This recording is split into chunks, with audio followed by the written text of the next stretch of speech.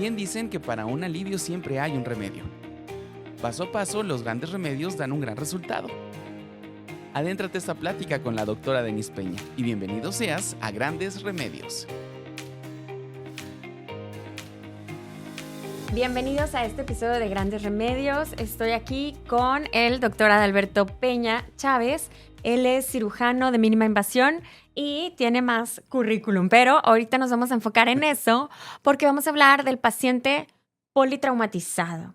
¿Qué pasa cuando alguien tiene un accidente automovilístico o una caída de gran altura? Sabemos que los primeros minutos son bien importantes, entonces quisiera entender un poco más de qué es lo que pasa en estos primeros momentos y cómo se atiende este paciente. Entonces, primero, bienvenido. ¿Y cómo definiríamos a un paciente politraumatizado? Hola. Pues bueno, primero que nada, muchas gracias por la invitación una vez más. Y este es un tema muy importante, es un tema muy interesante. Es un tema también que se puede remontar al verdadero inicio de las primeras guías o normas, o a lo mejor una técnica ya con un proceso estandarizado, en el cual podemos remontarnos a las épocas de las grandes guerras de la antigüedad, donde Ambrosio Paré tuvo gran parte cuando se mezcló lo de ser cirujano barbero y el inicio, ¿no? El verdadero inicio de lo que conocemos como cirugía de trauma, de cómo tenemos que actuar cuando existe un accidente en el cual involucra los órganos vitales y te pone en riesgo la vida en breves minutos. Entonces, la definición o cómo entenderlo de una manera más coloquial de un paciente politraumatizado es un paciente, un ser humano que tiene un evento en el cual se pone en riesgo cualquier órgano vital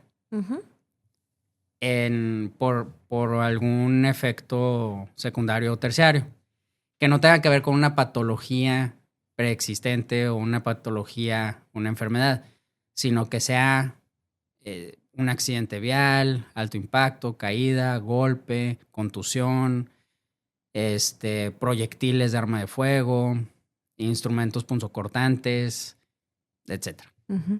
Y cuando alguien llega así a tu urgencias, ¿cómo priorizas a ese paciente, su atención? Esto viene muy estructurado y hay que hacer una división de evaluación primaria. Por ejemplo, de manera muy clásica, nosotros en medicina y los cirujanos estamos entrenados para poder evaluar un paciente en algo que llamamos ABC. Entonces, en esa estructura de priorizar, nos vamos evaluando al paciente. De hecho, es ABCDE. Okay. Y vamos priorizando qué queremos evaluar cuando llega. La A de airway, vía aérea. La B de breathing, de analizar la respiración. C de circulación. Y normalmente ese es como que lo que todos los médicos y ya los que ya se especializan un poquito más, pues dicen, bueno, necesito ver el déficit neurológico, la D. Y la E, necesito hacer una exploración completa grande, ¿verdad? Y esa se repite una vez más a los 5. Hay unos grupos que dicen que cada 10 minutos, a los 15, porque cuando tú hablas de un accidente, y esto realmente creo que es la gran moraleja, todo es cambiante. Y el cuerpo cambia al instante. Entonces tú tienes que estar revalorando. Revalorando y revalorando y revalorando. Y nada es estático. El cuerpo compensa, el cuerpo trata de defenderse contra esta agresión de alto impacto. Y tú tienes que evaluar en qué momento de ese comportamiento del cuerpo humano estás. Y eso es lo que lo hace muy interesante. También lo hace muy complejo, muy retador. Y antes del 2000, nosotros nos quedábamos con ese nivel de priorizar. Muy clásico. Pero conforme ha ido evolucionando, hemos tenido nuevos estudios y muy grandes, multicéntricos y cosas que hemos evaluado y se han replicado en todos los continentes. En donde ahora decimos, oye, pero ¿qué está pasando con tu paciente con una hemorragia masiva? O sea, tienes un traumatismo, pero no es lo mismo tener una contusión, es decir, un golpe, pero que no tiene nada de involucro de un gran vaso o de un vaso, de arteria, vena. ¿Qué hacemos cuando tenemos esa hemorragia masiva, un sangrado que no puedes controlar, que es muy fuerte y en breves minutos? Entonces eso cambia. Ya no puedes enfocarte en que primero es ABC.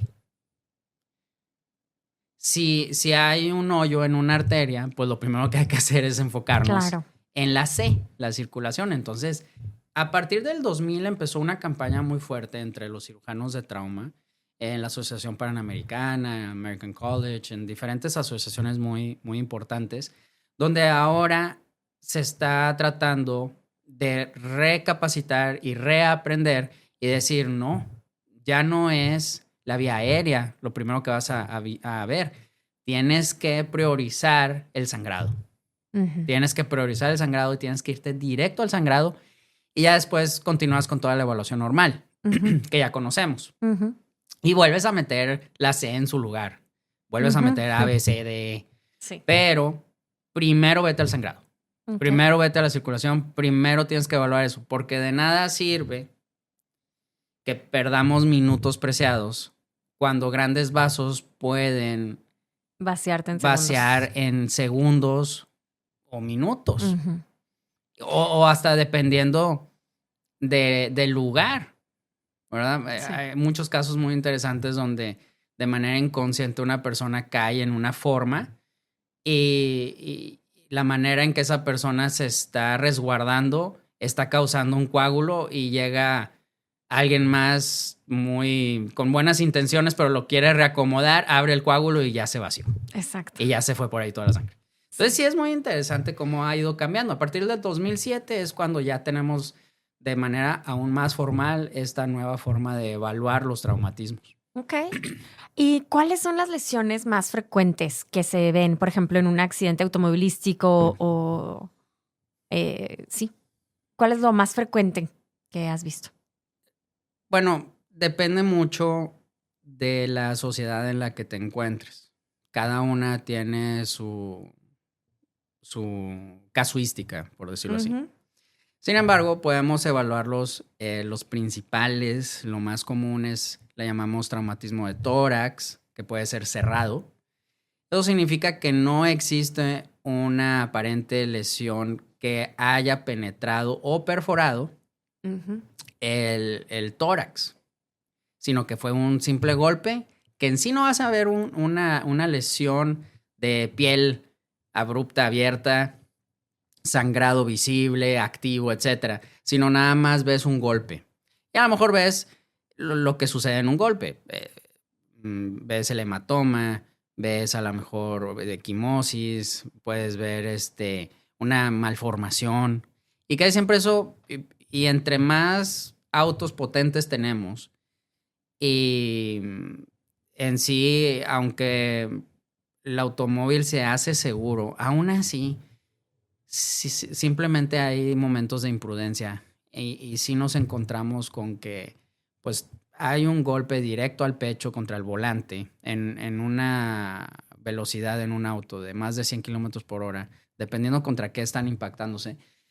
Y eso va a chocar contra tu tórax, que puede pegarle a tus costillas o a tu esternón, y ese puede causar lo más común, que es un hemo, que es sangre, o neumotórax, es decir, neumo es de aire. Entonces, entre las capas que tenemos, está nuestro tórax y tenemos también nuestras capitas que nos dividen, que es piel, y luego tenemos ya diferentes capas hasta que llegamos a pleuras, viscerales, parietales, y luego ya sigue nuestro órgano, que es el pulmón. Pues entre esas capitas se pega al pulmón, se hace una lesión, sale aire o entra aire, dependiendo. Pero como estamos hablando de algo cerrado, casi siempre significa que o se quebró se fracturó una costilla, le pegó al pulmón, ese pulmón sacó tantito aire y entonces empieza a crear una capa de aire fuera del órgano. Ujú. Y entonces ese aire que está fuera del órgano está colapsando al órgano mismo, que es el pulmón. Entonces no deja que el Que se pulmón expanda. pueda expandirse. Ujú. Y esto puede ser algo muy complicado y que pone en riesgo la vida, donde hasta puede desplazar órganos de su Ujú. lugar. Entonces ahí tenemos que actuar muy rápido. Es una de las cosas muy comunes. También puede ser muy letales, porque cuando uno recibe un golpe directo al esternón, dependiendo del impacto, y nosotros lo que hemos visto es de que si el esternón se fractura, podemos hasta tener problemas de los grandes vasos. Puede haber una disección de la aorta Ujú. y podemos tener hasta problemas cardíacos. Entonces, contusiones cardíacas y puede ser realmente muy letal y pone en riesgo a la vida del ser humano. De ahí nos vamos a los traumatismos de abdomen, que casi siempre el mayor afectado es el vaso y también el hígado y el intestino más o menos, porque el intestino como que se protege un poquito más porque se mueve, depende mucho si estaba lleno, estaba vacío, si está colapsado o tenía mucho aire o tenía líquido o contenido intestinal. Entonces todos esos factores intervienen y se salva un poquito más. Pero lo más común es el órgano fijo y el órgano que no es hueco, la víscera que no es hueca, como tenemos el vaso y el hígado, que casi siempre tienen contusiones o desgarros. Porque como estamos hablando de un traumatismo de alto impacto, estamos peleando y nadie puede contra la física, ¿verdad? Ujú. Nadie puede contra Newton. Y la primera ley de Newton es, toda acción tiene una reacción. Entonces, cuando hay un frenado abrupto Ujú. y uno trae el cinturón de seguridad en el auto, aunque toda la energía va hacia adelante y dependiendo a cuántos kilómetros por hora vas, esa energía va hacia adelante, pero tú llegas a un momento de estado de alto. Entonces el cinturón de seguridad te mantiene en ese lugar, sin embargo toda la energía va hacia adelante y entonces nos desgarramos. Y el cinturón hace que sea una guillotina contra tu abdomen. Ujú. Y ahí es donde los intestinos y los órganos que tenemos ligamentos y que nos tienen fijados en su lugar, pero se mueven hacia adelante y hay un desgarro. Un golpe. Y ahí en ese desgarro es donde casi siempre el afectado es el vaso. También el mesenterio, que es donde tiene la nutrición, es la circulación arterial y venosa, nuestro intestino, ¿verdad? Otro de los grandes situaciones que nos vamos a encontrar en urgencias es que dentro de estos golpes y accidentes, pues también se ven afectado el golpe con la cabeza, el cráneo, el macizo facial, que tenemos una clasificación de fracturas, Lefort, muy clásicamente hablando. Y tenemos que actuar en otra forma. Pero lo más común yo me quedaría con tórax y abdomen. Y en Ujú. abdomen, pues los órganos que habíamos mencionado. Y en este caso, aquí tú ves un papel en el al ultrasonido, o sea, en el point of care ultrasound, o sea, tú solicitas un FAST o solicitas un ultrasonido, ¿qué es en qué te apoyas como para los diagnósticos? Fíjate que siempre ha sido importante saber qué está pasando adentro del abdomen antes de tomar una decisión. Hace mucho se hacía algo, y todavía se hace en varios lugares, y es bueno saber que es un lavado Ujú. de cavidad en el cual nosotros hacíamos una pequeña prueba, una incisión, entrábamos a cavidad abdominal, metíamos solución y si salía sangre, pues es positivo, tienes que hacer una exploración abdominal A ya. quirófano. Una laparotomía exploradora, como conocemos, ¿no? Igualmente, en el tórax, pues muchos decían, mira, ya se está viendo un neumotórax, ponle la sonda. Si sale menos de... Antes era menos de 1 litro a la colocación y era un manejo conservador y tenías que seguir evaluando cada 3 horas. Pero si a la hora de colocar una sonda torácica tenías un gasto a la aplicación de más de 1 litro, es una toracotomía de urgencia. Ahora, Eso ha ido cambiando. Obviamente, si nosotros movemos la cantidad, podemos pescar lesiones que a lo mejor no hubiéramos visto, ¿no? Entonces, muchas organizaciones lo empezaron a bajar a 800 mililitros a la colocación y otras hasta 600 mililitros a la colocación. Ok. ¿Sí? Todo esto lo vamos evaluando en el momento. Otra vez, aquí la prioridad sigue siendo, ¿está sangrando o no está sangrando este paciente? Porque ahí se nos va. Entonces, igualmente, este lavado peritoneal era rápido. ¿Sabes qué? Vamos a ver qué es lo que trae, sangrado positivo, etc. Y había un proceso y una técnica muy padre, y lo podías hacer. A mí me tocó hacerlo de residente, porque no era tan accesible el ultrasonido. Ahora, diagonal, y nos venimos hasta ahorita, 2025, donde ya es más accesible la tecnología del ultrasonido, y hemos aprendido a que, oye, si ya tienes esta tecnología y es portátil y cada vez más pequeña, pues tenemos que sacarle el mayor provecho. Rápido, evaluamos y tenemos ciertas técnicas en trauma donde decimos hay que hacerle un FAST y evaluamos puntos específicos de lo más grave, ¿verdad? Desde el corazón, el pericardio, etcétera.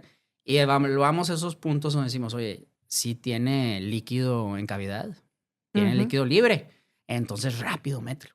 Obviamente, entre más va evolucionando esto, es mucho mejor.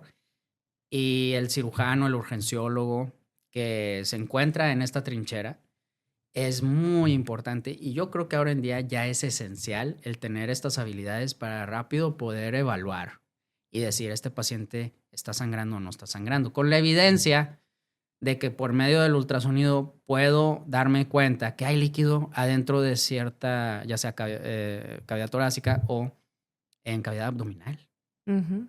Y bueno, también en el pericardio, ¿verdad? O sea, si estoy viendo, porque eso también pasa. Hay algo que se llama tamponade cardíaco, que eso también lo tenemos dentro de las principales causas en alto impacto, donde también se rompe tantito el músculo cardíaco y sangra, pero no puede salirse de la capa que lo envuelve, que es el pericardio, y entonces ahora tenemos sangre entre el corazón y la capa del pericardio y ya no deja latir al corazón. Y eso también es otra indicación. Por eso, otra vez, tenemos que irnos siempre en este tipo de traumatismos. Tenemos que poner en primer lugar la circulación. Y en este caso, bueno, ya ves que, por ejemplo, sí, líquido libre sí hay. Entonces, es positivo, te lanzas a cirugía. En quirófano, ahí, ¿cuáles son tus objetivos? Porque no es reconstrucción, ahí tienes otros objetivos, ¿verdad? Aquí tenemos que tener un plan quirúrgico, que es un prequirúrgico, y hay algo muy padre que se llama tiempo fuera, time out. Y en el time out es un momento en el que todos nos damos para platicar y decir, bueno, este paciente tiene este diagnóstico, el plan quirúrgico es tal, entre todos nos presentamos, decimos quiénes somos, y hay que entender que es un trabajo en equipo. Hay un gran libro que se llama, a mí me fascina, que es del doctor Mattox, que se llama el libro Top Knife, que es como una analogía de Top Gun. Entonces, Top Knife es como reunir... Como Top Bisturí. Ajá, que es, así como en Top Gun eran los mejores pilotos que existen, bueno, acá es los mejores cirujanos que existen, ¿no? Y es un libro muy padre que te va enseñando, y ahí el doctor Mattox dice... Tenemos que ser cirujanos 4D, que no nada más estás presente en lo que estás haciendo en tu cirugía, pero sino también estás viendo a tu alrededor que la circulante ya está trayéndote los concentrados eritrocitarios, los paquetes de sangre, que el anestesiólogo cómo está evaluando el monitor, que tu ayudante qué es lo que está haciendo, que tú estás presente en todo, porque... Y aquí hay un libro muy padre de el general Stanley McChrystal que habla de Team of Teams, un equipo de equipos. Entonces, cada quien es líder dentro de su área y en ese momento crítico tenemos al cirujano que debe de tener un resumen y una evaluación completa en el cual también toma esa decisión de, ¿sabes qué? Necesitamos al intensivista, una enfermera especializada, necesitamos a un anestesiólogo con ciertas características. Tráiganme a todo el equipo, vamos a hablar de nuestro plan quirúrgico y vámonos paso a paso. Y a la mitad de la cirugía hacemos otro tiempo fuera, donde volvemos a evaluar qué es lo que está sucediendo.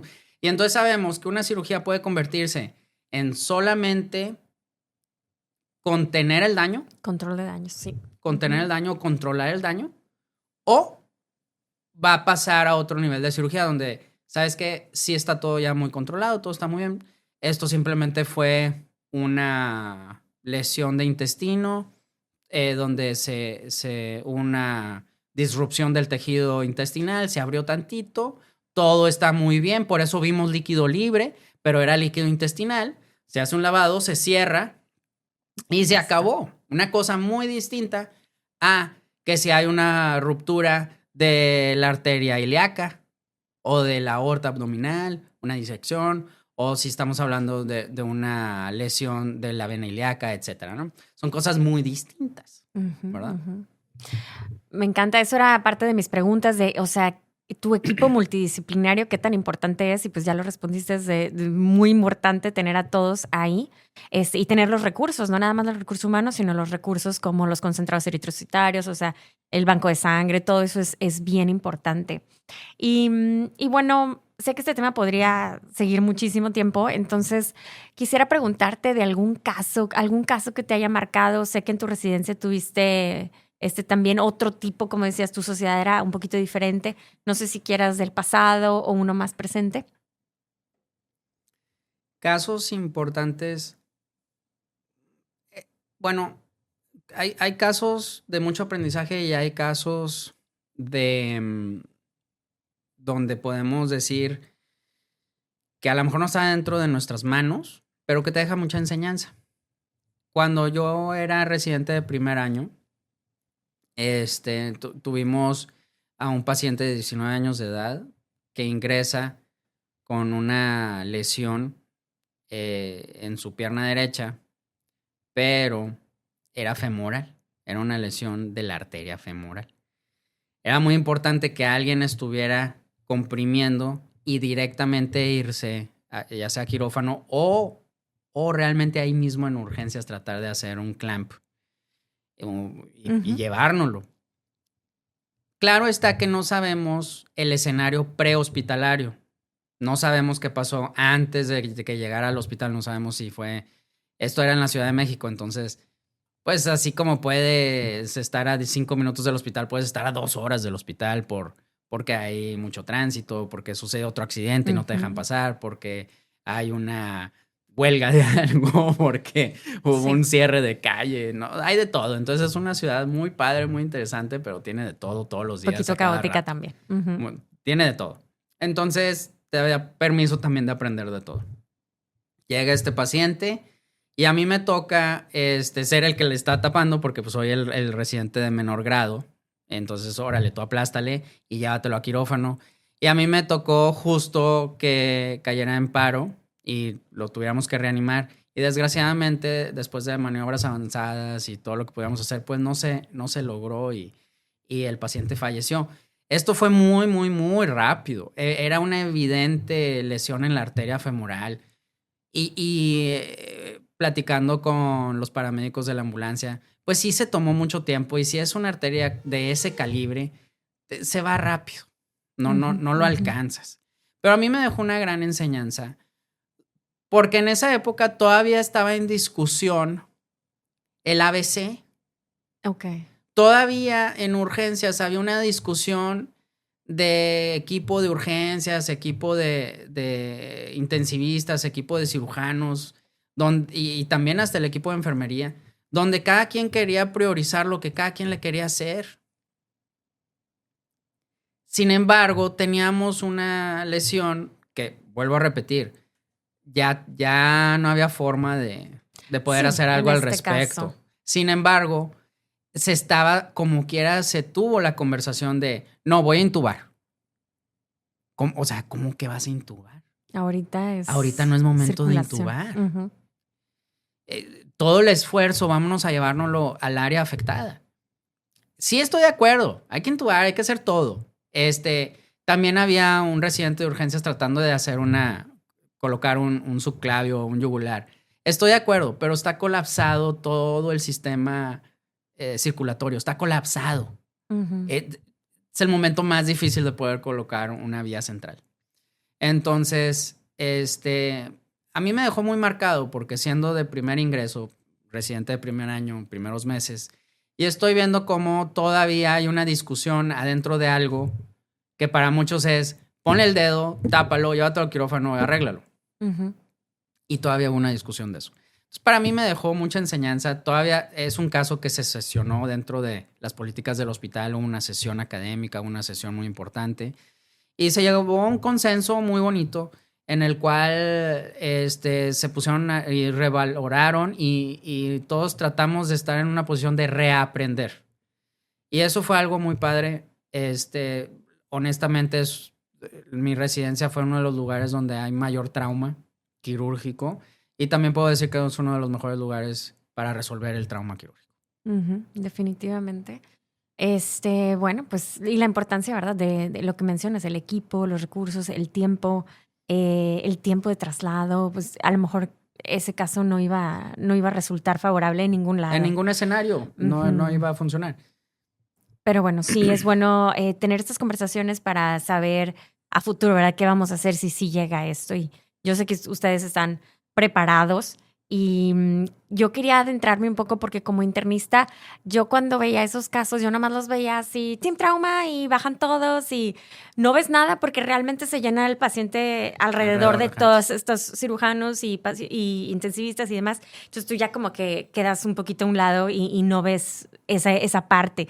Entonces, felicidades porque no cualquiera puede con ese tipo de emociones, o sea, como que hacer la disociación de la emoción y como que el trabajo. A veces eso pasaba y yo ya estaba temblando y yo no era parte del Team Trauma, o sea, yo nada más los veía pasar, yo nada más les hablaba o algo y era como yo ya estaba así y yo, todo bien. Entonces, sí es algo que yo creo que o lo tienes o no lo tienes, o sea, como que a veces se puede educar, se puede enseñar, pero igual, digo, como médico, yo siento que si yo veía que eso me estresaba mucho, yo decía, no, yo soy más para el lado de lo medicina interna y está bien. Pero sí me interesaba mucho el tema, nomás para platicar un poquito de eso y de qué pasa en esos primeros momentos, la importancia del equipo. Gracias a Dios que ya también hay tecnología, comunicación y qué padre del ultrasonido que me imagino que acorta los tiempos, o sea, al lavado. Entonces, padrísimo eso. Y pues bueno, ya que nos gustan los libros, ya mencionaste algunos, yo te quería preguntar, a nuestra audiencia también les gusta mucho leer, entonces, ¿algún otro libro? No tiene que ser de este tema, pero ¿algún otro libro que nos quieras compartir? Pues, digo, nada más ahí dando un punto, agregando al comentario,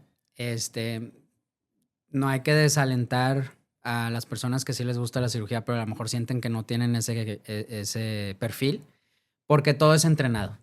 O sea, todas las veces que lo hagas, la cantidad de escenarios que vives y replicarlo y replicarlo y replicarlo y replicarlo y replicarlo y replicarlo y te va a salir. La perseverancia. Sí, es perseverancia. Nadie sabe. Realmente todo es esfuerzo diario y créeme que nadie nace con un cerebro de cirujano, de trauma, porque un eso chisguete es de sangre, deja voy. Sí, es entrenado. Esto es un evento entrenado y de hecho es lo que necesitamos, que la gente esté muy entrenada para que actúe de manera de reflejo. Uh-huh. Y eso es lo que acorta los tiempos. En cuestión de, bueno, y qué padre lo de los libros. Aquí, de hecho, mencioné uno a través de la conversación, que es el general Stanley McChrystal. Tiene un gran libro que realmente le da un enfoque empresarial y también de estrategia militar, donde te dice cómo podemos reunir a grandes cantidades y que ellos sean representados por unos jefes de equipo, pero luego esos jefes de equipo hacen un equipo y luego ellos tienen otro equipo que es lider por un gran líder, ¿no? O ellos mismos. Entonces, crear un equipo de equipos es lo que hace que tengamos esa pirámide y que se pueda... Porque aquí la base es la comunicación. Uh-huh. Realmente la base del éxito es cómo entre todos los profesionales de la salud nos podemos comunicar y cómo podemos extraer información del paciente y comunicar esa información a todos para que todos estemos en un mismo plano y poder actuar de la manera más eficiente y eficaz. Y el segundo libro, muy padre, que para mí es, y los que me conocen saben que lo menciono bastante, es el libro de Ernest Hemingway de For Whom the Bell Tolls, por quien doblan las campanas, que es igual para un médico, para un cirujano, para alguien que vive estas emociones.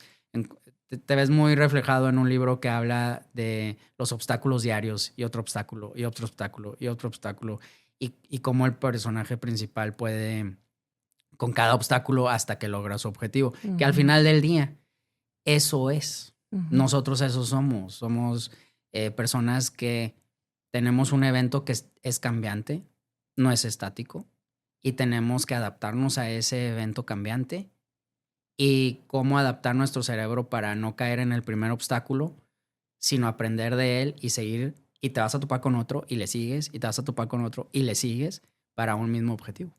Sí, y al final este libro tiene mucha humanidad en lo que menciona, ¿no? O sea, cómo la muerte de un ser humano que a lo mejor no conoces nos disminuye a todos. Claro. Uh-huh, muy bonito. Pues muchísimas gracias por compartir tu conocimiento, tu tiempo. Entonces sé que tienes miles de cosas, entonces te libero. Muchas gracias por darte el tiempo. Muchas gracias. Y pues bueno, nos vemos en otros temas. Muchas gracias. Y recuerda, tú eres tu gran remedio. Acompaña a la doctora Denise Peña en el próximo episodio y seguir entendiendo y aprendiendo los grandes remedios.